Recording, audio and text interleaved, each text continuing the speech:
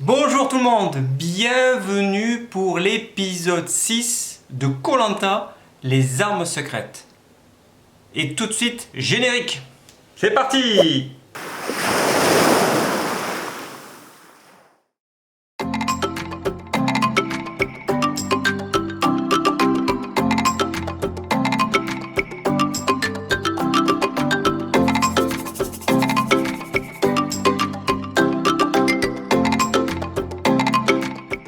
Qui va mouiller le maillot? Le maillot! Alors, on va pas se cacher, ce fut un épisode qui allait un peu dans tous les sens. J'avoue que cet épisode était un peu particulier. Cet épisode sur la réunification, il était super bizarre en fait. Et il y a eu des personnes qui se sont révélées, hein, et il y en a d'autres qui se sont pas révélées du tout, voilà. Ou alors ont révélé beaucoup de choses euh, pas négatives, mais sans intérêt. Globalement, l'épisode, moi j'ai trouvé que c'était un bon épisode. Il y a eu beaucoup de retournements de situation, il y a eu beaucoup de surprises, sauf à la fin où c'était tout vu en fait l'histoire. Et il s'est avéré que bon, mais voilà. Hier j'ai fait un live à 18h30 et j'avais donné mon pronostic un petit peu pour savoir qui allait partir aux ambassadeurs et qui allait partir après l'épreuve d'immunité lors du conseil de réunification. Et j'avais donné, j'avais donné mon pronostic. J'avais donné Frédéric aux ambassadeurs, donc je ne m'étais pas trompé. Et j'avais donné Hervé au conseil, et bien je ne m'étais pas trompé aussi. Voilà, donc voilà, j'ai une petite analyse qui fait que je peux me tromper, mais c'est vrai que j'aime bien analyser un petit peu le comportement des gens et surtout le montage vidéo qui est fait. Il ne faut pas oublier le montage vidéo de TF1, qui je trouve pour moi est très bien fait, hein. Il n'y a pas de souci de ce côté-là. Il explique bien le déroulement de l'aventure des candidats, et on comprend très vite d'une semaine sur l'autre le pourquoi du comment il est éliminé.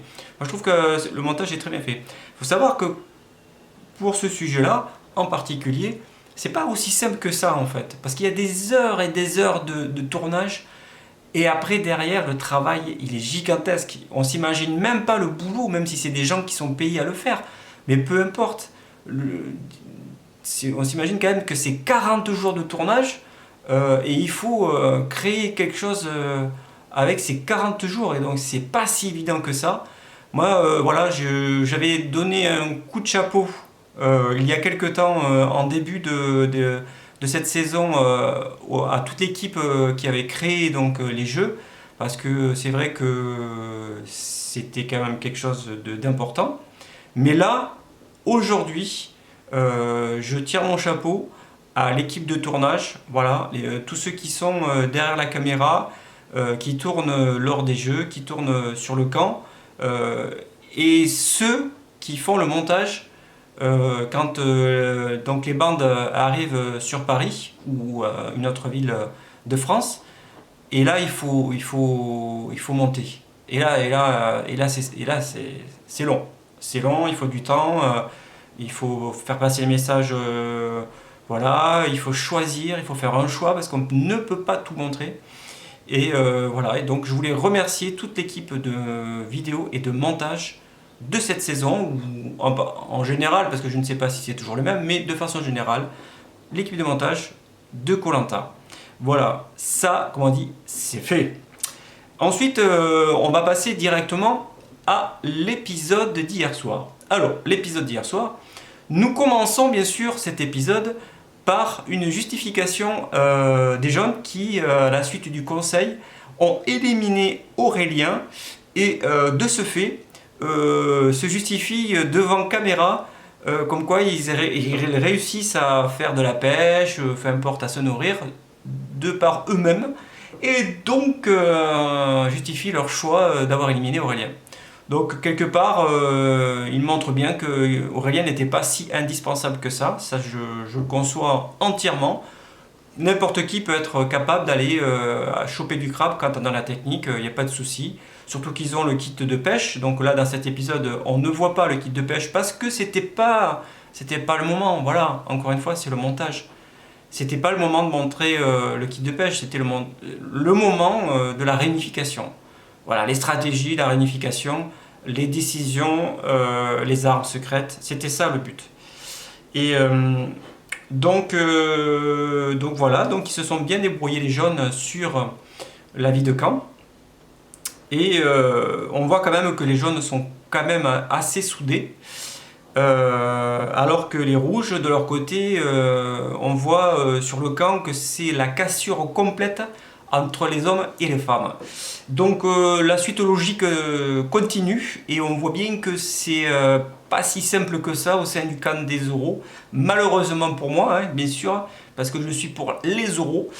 Et ne pas confondre avec les euros, la monnaie, les Zoros, voilà, comme les euros de maths, de français. Et donc, ce que je veux dire par là, c'est que la tendance est inversée. On voyait que c'était tout beau, tout gentil du côté des rouges et la grosse galère des jaunes. Et donc là, l'effet s'inverse, c'est une inversion de rôle. Et là, on voit que c'est la débandade côté ambiance, côté rouge. Et donc, les femmes sont à part, entre guillemets, bien sûr. Mais au niveau stratégie, les femmes ne vont pas se laisser faire. C'est ce que dit Magali surtout. Et Laure. Hein. Et donc, elle commence à sonner la révolte. Donc, ça sera le thème principal d'ailleurs de cet épisode. La révolte des femmes, en fait, qui se rendent compte, je pense, au bon moment qu'elles ont été éliminées les unes après les autres. Tant mieux pour elles, en fait. Hein, tant mieux qu'elles s'y prennent au bon moment. L'avenir nous dira si ça sera fait au bon moment et avec les bonnes alliances. Voilà, et côté rouge, c'est vrai que au niveau survie, ben voilà, il n'y a pas trop de soucis. De toute façon, les deux équipes maintenant sont sur le même pied d'égalité. Avantage numérique, bien sûr, aux jaunes qui ont récupéré Lucie. Voilà, lors d'une épreuve de confort, ils l'ont eu. Et donc, arrive le moment où l'épreuve de confort arrive. Et là, j'étais content en fait de savoir que l'épreuve de confort était une épreuve aquatique. Parce que franchement, ça m'a fait beaucoup plaisir de voir que c'est une épreuve terre-mer. Alors j'adore ce terme, vous allez l'entendre redire et redire. Parce que j'adore la cuisine, je suis passionné de cuisine, et terre-mer c'est un terme de cuisine, et j'adore ça.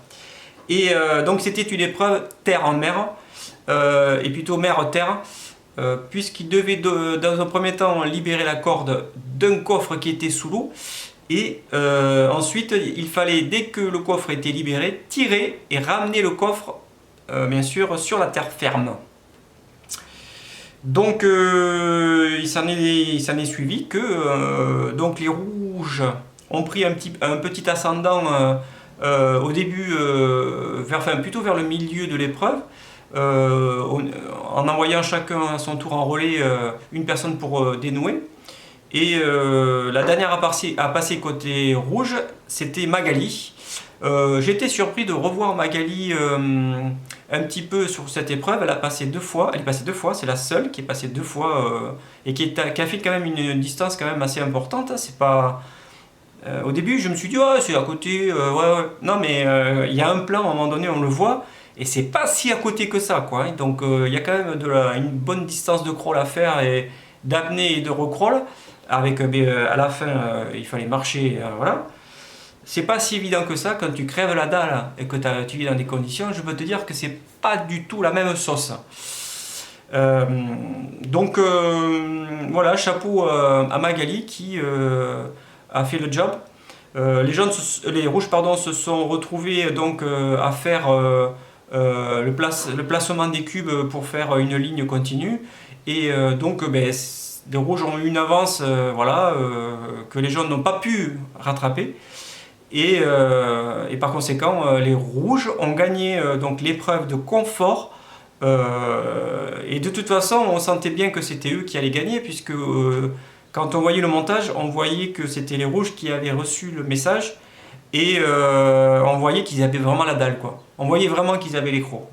Les rouges, ils voulaient ce poulet frit avec les frites, avec la sauce à la vanille. Je pense que Denis les a, les a fait saliver et donc ils ont gagné. Et donc gagné, comme j'ai dit, un poulet, des pilons de poulet avec des bonnes frites maison et une bonne sauce à la vanille. Putain, ça, je pense que sincèrement, ça a dû être super bon. Ils ont dû se régaler. Ça a dû les rabibocher un petit peu quand même. Et Denis, à ce moment-là, demande bien sûr comment ça s'est passé l'épreuve, tout ça. Et là, il annonce que la réunification va arriver et que, bien évidemment, il va falloir nommer les ambassadeurs. Donc, dans un premier temps, Laure dit qu'elle a l'arme secrète ambassadeur secret. Voilà. Elle dit qu'il fallait qu'elle en parle dès que le mot réunification a été dit par Denis Brognard. Donc, du coup, elle révèle son arme, entre guillemets, aux autres. Et Denis Brognard dit devant tout le monde, ouais, mais bon, ton arme, elle est pas si intéressante que ça, et puis tu vas te retrouver sur une île, tu vas te prendre des bains bouillonnants, on va te faire un massage, et puis tu vas te relaxer. C'est ce que tout le monde croyait, et effectivement, Laure, elle avait bien un pouvoir sur les autres au niveau des ambassadeurs, elle était un ambassadeur secret. Et ça, nous le verrons dans la suite du déroulement. Et là commence, c'est le début des erreurs, les débuts des gaffes, les débuts des erreurs de stratégie. Ça a été un enchaînement d'erreurs et de stratégies, mais alors dantesques, quoi. C'est des trucs, je me dis, mais non, mais c'est pas possible. Et donc là, Vincent lève le bras et dit, voilà, moi j'ai une arme secrète. Et là, Denis Brognard, comme il sait ce qu'il a, il lui dit, est-ce que c'est vraiment une arme qu'il faut jouer maintenant ? Et Vincent lui dit, mais je sais pas. Et Denis Brognard lui dit, non, mais non, donc ce n'est sûrement pas une arme à jouer. Et bien sûr, Vincent s'est fait griller devant tout le monde. Il a révélé qu'il avait une arme secrète. Non, mais c'est un gros boulet, quoi. C'est le gros boulet. Alors Vincent commence cet épisode un peu gros boulet. Et il finit beaucoup mieux. Donc c'est bien, il commence bas et il finit haut. Donc c'est comme ça qu'il faut fonctionner dans des épisodes et les journées de Koh-Lanta.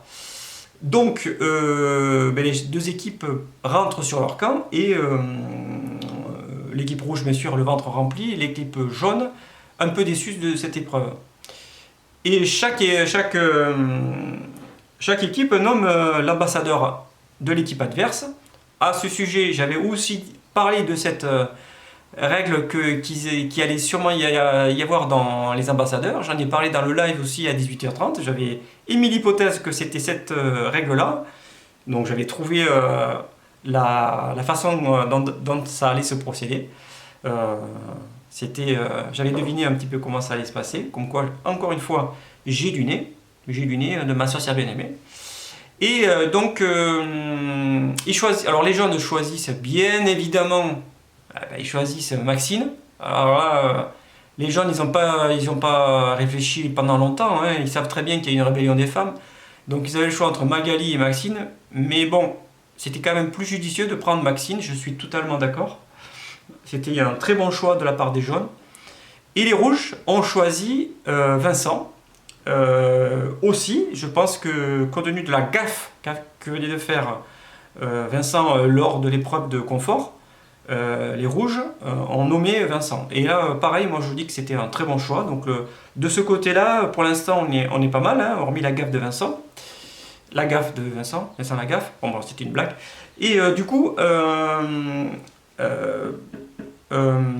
on arrive bien sûr à la période des ambassadeurs. Alors là, les ambassadeurs, de toute façon, moi je savais pertinemment que c'était ça qui allait être réalisé, hein, et je savais que malheureusement que les rouges allaient être décimés, que c'était une équipe qui était complètement décomposée, déstructurée, Et je sentais le moment où Frédéric allait quitter l'aventure. Et donc, sans grande surprise, Frédéric est éliminé de l'aventure par les ambassadeurs. Il n'y a pas eu de boule noire. Il n'y a pas eu beaucoup de suspense sur les ambassadeurs. Excusez-moi, je bois mon café.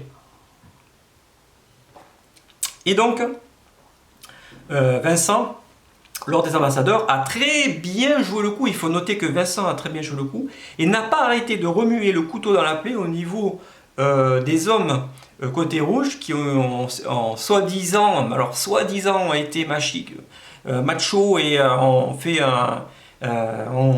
pas arrêté de cibler les femmes lors des votes. Bon, vous savez ce que j'en pense de ce côté-là.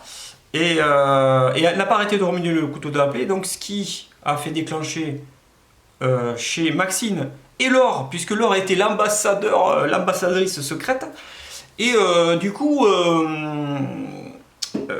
ils se sont tous les trois mis d'accord d'éliminer Frédéric. Et Frédéric, lorsqu'il apprend la nouvelle, comme quoi il est éliminé de l'aventure définitivement, le prend plus ou moins bien, il le prend officiellement bien, et il a une très bonne réaction, je trouve, pas exacerbée. Moi je trouve que Frédéric a une très bonne réaction comparé à d'autres personnes sur d'autres saisons. Et je pense qu'en hors caméra, je pense qu'il devait fulminer, mais parce que franchement, je vois pas ce qu'il a fait de si catastrophique. Alors bien sûr, on voit pas tout le montage. Si ça se trouve, dans les épisodes précédents, il y a eu une grosse stratégie des hommes ou peu importe. Mais là, de visu de tout ce que nous avons pu voir, Frédéric, pour moi, n'était pas celui qui méritait de partir en premier. Après, voilà, c'est vrai, mériter, voilà. Qu'est-ce que ça veut dire le mérite aussi. J'aime pas trop ce mot-là, moi aussi, mérite. Ça veut rien dire, le mérite. Donc, mais il faut faire un choix, c'est un jeu. Et les ambassadeurs ont éliminé Frédéric de l'aventure. Frédéric s'en va, et donc, bien sûr, les jaunes et les rouges ne forment plus qu'une tribu, puisque c'est la réunification. La tribu devient blanche en apparence, et derrière, les jaunes sont toujours ensemble et les rouges sont toujours pas ensemble. Voilà, donc vous comprenez un petit peu ce qui va arriver par la suite. Et donc sur l'épreuve, bien sûr, d'immunité, alors c'est un classique de Koh-Lanta, c'est un classico, c'est le classico, moi j'appelle ça le classico de Koh-Lanta. C'est l'épreuve du combattu, des anciens combattants. Donc c'est assez... je trouve que c'est une épreuve qui, pour moi, a été vraiment exténuante. J'ai trouvé que l'épreuve, physiquement, mais elle était terrible. Ils ont enchaîné la veille une épreuve sportive et une épreuve physique, et là ils ont fait le lendemain une épreuve ultra physique, le parcours du combattant dans une boue à 1 mètre à s'enfoncer les jambes. Là moi je dis chapeau à la production pour avoir trouvé les endroits. Donc on reconnaît de toute façon quand on a mémorisé un petit peu les endroits de tournage pour les épreuves. Il y a 2 ou 3 endroits, ils ont pas changé les endroits tant que ça en fait. Et ils alternent un endroit et un endroit pour avoir le temps de monter les épreuves au fur et à mesure. Ça se voit, moi j'ai l'habitude visuelle, on le voit, l'épreuve, là où il y a eu l'épreuve des paniers, là ils ont fait l'épreuve où il faut tirer. Voilà, bon bref. Vous reverrez les images dans les épisodes qui vont suivre. Il y a différents, je pense qu'il y a 2 voire 3, mais je pense 2 endroits de tournage d'épreuve. Et l'épreuve du combattant, d'abord les filles qui passent, et moi j'étais persuadé que Lucie allait dominer tout le monde, en fait, toutes les filles. Je pensais qu'elle partait bien, et puis le cardio il n'a pas suivi, quoi. Quelque part, c'est une épreuve où on voit vraiment l'état physique et le cardio. Alors la surprise vraiment c'est Laure, hein. C'est la révélation de cet épisode, c'est Laure. Tant dans la stratégie que dans le côté physique, le cardio, la volonté de gagner. Laure, j'irai chercher tout à l'heure le totem parce que je dédierai le totem à toi, Laure, parce que tu as été exceptionnel, même si ta stratégie, j'aime pas tant que ça la stratégie que tu adoptes, peu importe, c'est un jeu, c'est ta stratégie, et je lèverai le totem pour toi. Ce que je voulais te dire, c'est que du côté des hommes, pareil, je pensais que ça allait être Flavio qui allait, pareil, qui allait gagner, parce que c'est quand même un pompier, il a une bonne condition physique quand même, Flavio, hein. Et je pensais qu'il allait gagner, même si Hervé pour moi c'était celui que j'apprécie le plus, hein. Je pensais que Hervé allait dominer un petit peu, entre guillemets, parce qu'il y a des jeunes, hein, il faut se taper les jeunes, hein, sur un parcours de combattant. Moi je serais pas capable de faire ce qu'ils ont fait, hein. Dans la boue à 1 mètre, laisse tomber quoi. Et donc, du coup, ils se sont sortis de cette boue, mais complètement exténués, épuisés. C'était de la déconfiture. Et Hervé est allé, bien sûr, au-delà du delà, en fait, parce qu'il savait qu'il était en danger. Donc, il s'est senti en danger, donc il a gagné côté garçon. Et là, on arrive, bien sûr, à l'épreuve finale, hein, entre la gagnante femme qui était Laure et le gagnant homme qui était Hervé. Ils se sont donc rencontrés sur une épreuve finale avec, on l'a déjà vu cette épreuve finale, je l'ai vu aussi sur Survivor. C'est une belle épreuve, je trouve que c'est une belle épreuve avec, on est sur des espèces de petits plots et on doit poser un gros bambou pour aller de plot en plot et pour arriver à la sortie. Et Laure a très bien joué, mérite amplement sa victoire. D'ailleurs, Hervé n'a pas dit le contraire, hein, c'est un très bon joueur. Et félicitations à Laure. Donc, je vais chercher le totem pour bien sûr le lever parce que je l'avais oublié. Donc Laure, ce totem, il est pour toi. Voilà, toi qui as mené tout l'épisode du début jusqu'à la fin, ces 3 jours de Koh Lanta. Ces 3 jours, je pense que ça a été ton aventure, ça a été toi qui a dominé. Et je lève en fait ce totem pour toi alors. Voilà, tu es Oro. Même si, comme je l'ai dit tout à l'heure, je n'aime pas forcément la stratégie qui a été adoptée par les filles, peu importe, ça c'est pour toi. Voilà, pour toi et pour ton abnégation et le fait que tu aies dédié ta victoire à ton papa. Voilà, c'est pour toi.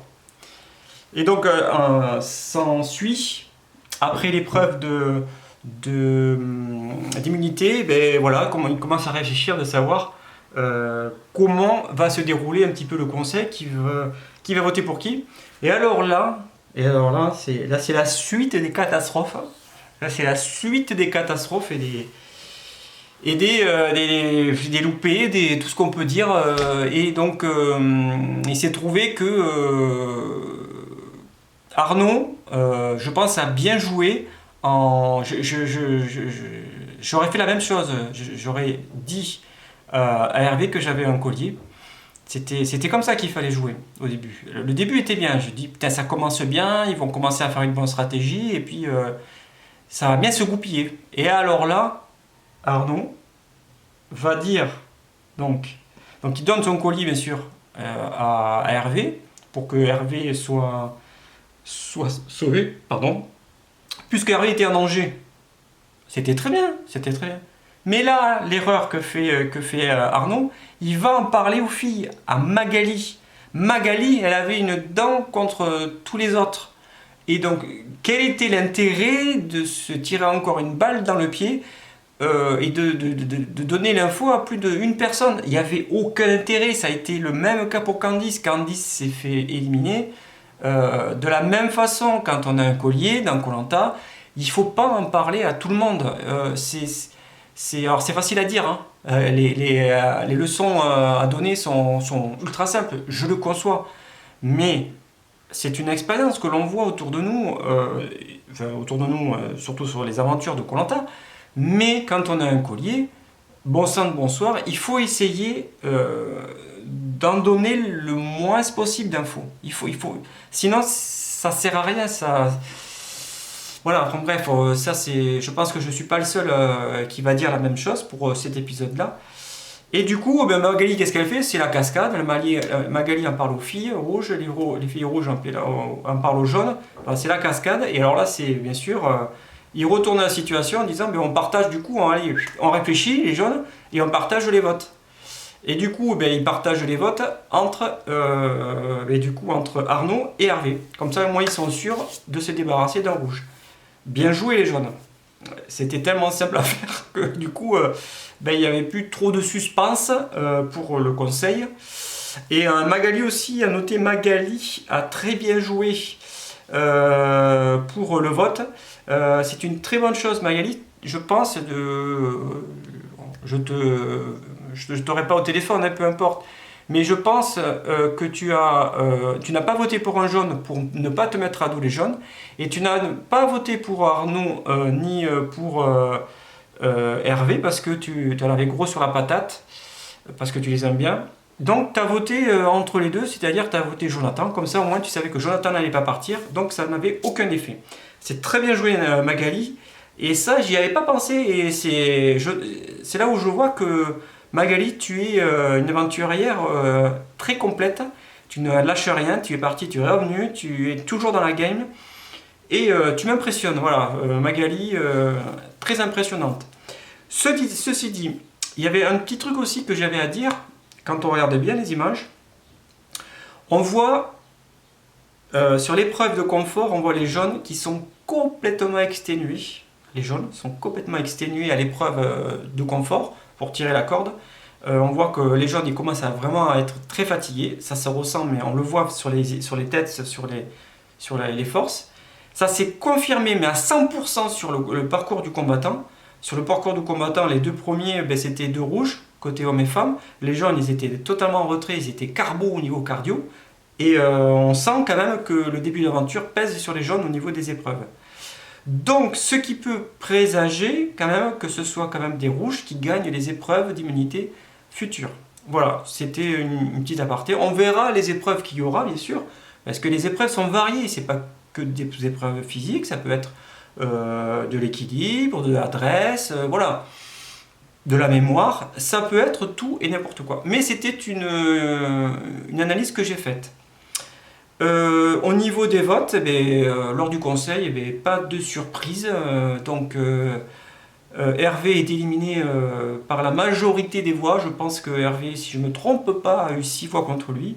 Bien sûr, les filles ont voté contre lui parce que voilà, elles ont de la rancune par rapport aux femmes. Alors là, je ne reviendrai pas sur cette théorie qui, pour moi, n'en est pas une.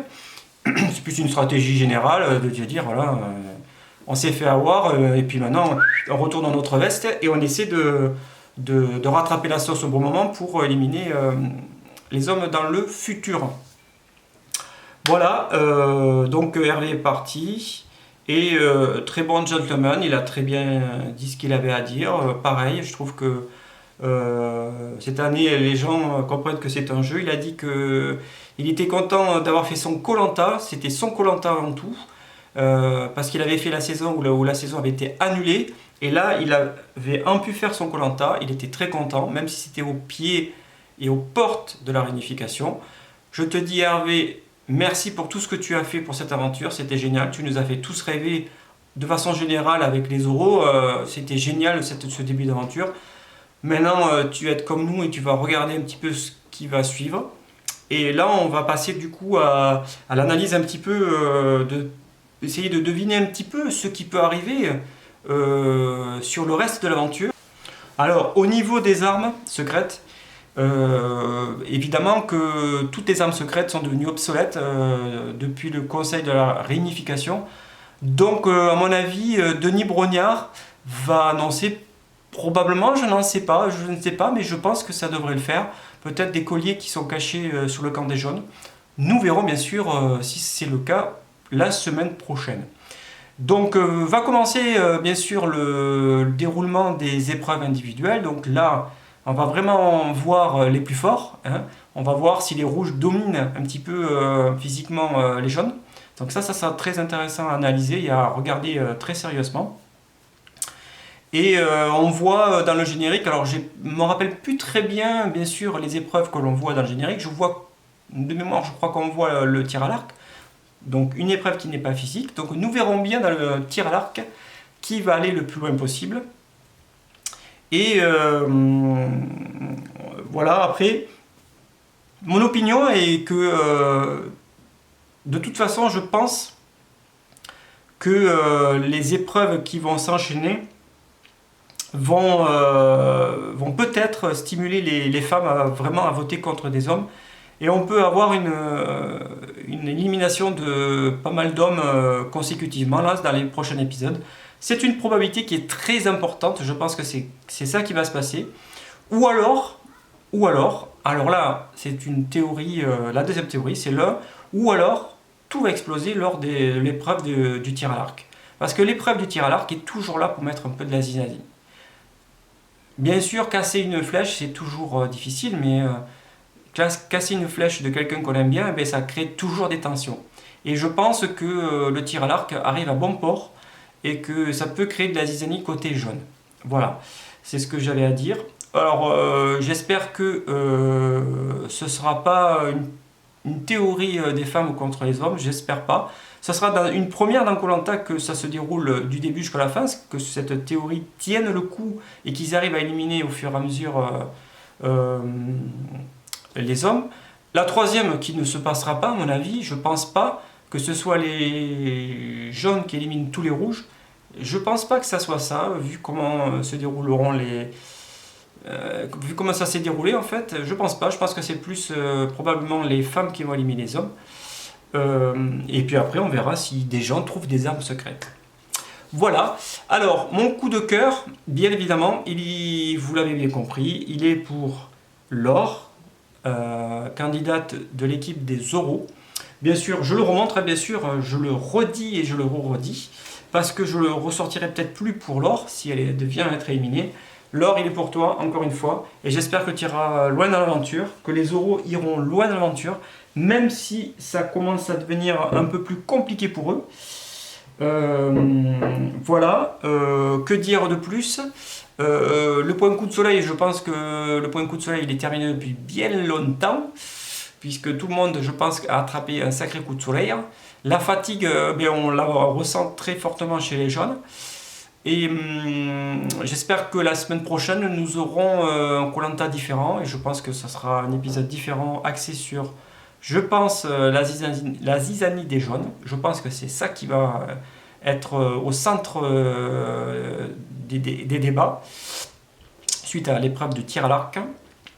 Voilà, je vous remercie beaucoup pour le fait que vous me suiviez sur YouTube, la chaîne YouTube. Je suis très content de faire bien sûr mes reviews toutes les semaines et bien sûr le live du vendredi soir. Je prends de plus en plus de plaisir à les faire.